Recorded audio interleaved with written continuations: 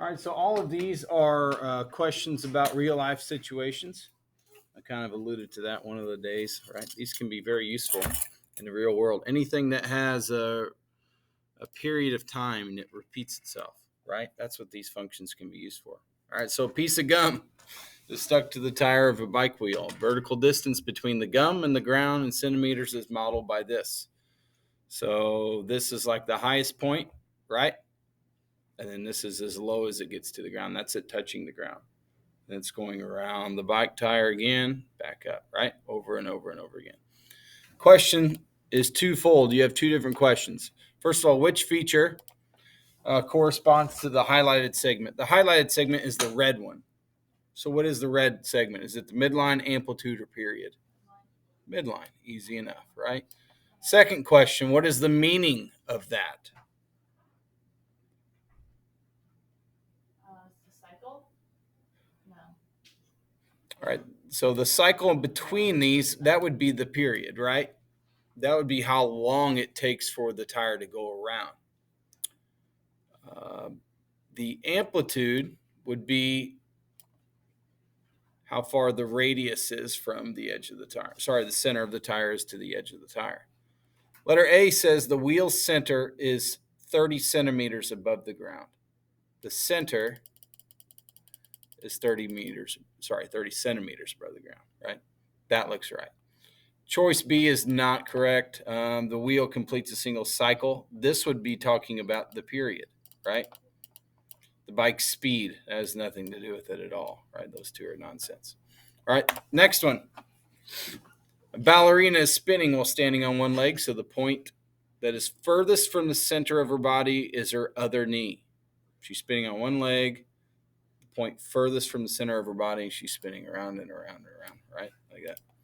So the horizontal distance between the ballerina's knee and the edge of the stage, where T is time and it's in seconds. What's this? Yeah, that's the period, right? It's the amount of time in between the waves. And then how often does that occur? Let's look at this. Whoa, sorry. 0.4 seconds, right? That's a fast spin. It means she's spinning around in 0.4 of a second.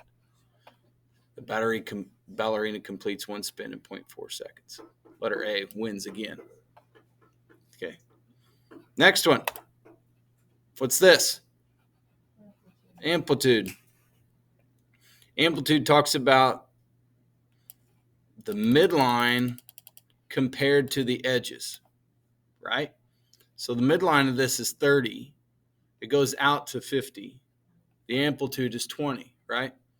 So Hugo has a pin attached to one of the spokes of the bike wheel. So we got a bike wheel again.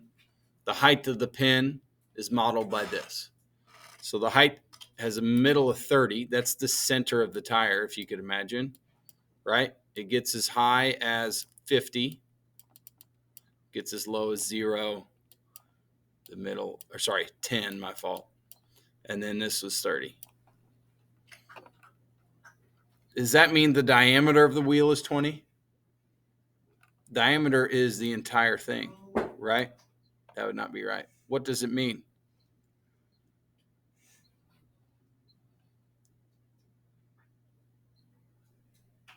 Does it complete one cycle in 20 seconds? Nope. D is correct. Yeah, the height of the wheel center is 20 centimeters. Right? No, it's not D. It's B, right? The pin is 20 centimeters from the center of the wheel. That's where it is. That's how high it goes. Okay. Last assignment is not necessarily a sine wave function or cosine wave. These could be any kind of waves, all right? Things that are periodic in nature. So this first one, some people believe that biorhythms can help explain one's emotional, intellectual, and physical aptitude on any given day. Ryan is researching intellectual biorhythms. He finds out that intellectual biorhythms, what's this word? Oscillate. Yeah. Oscillate means like back and forth, up and down. Same thing. Imagine you pulling a spring and then it bouncing, right? The spring is oscillating. Okay. It will oscillate between a maximum and minimum value, and that time between consecutive days is consecutive points is 33 days. So we want something that has a period of 33 days. Choice A, does this have a period of 33 days from there to there? That's like 23 days, right? How about choice C, since we're up here? That's about 4, and this is at about 20. Is that a distance of 33? Nope.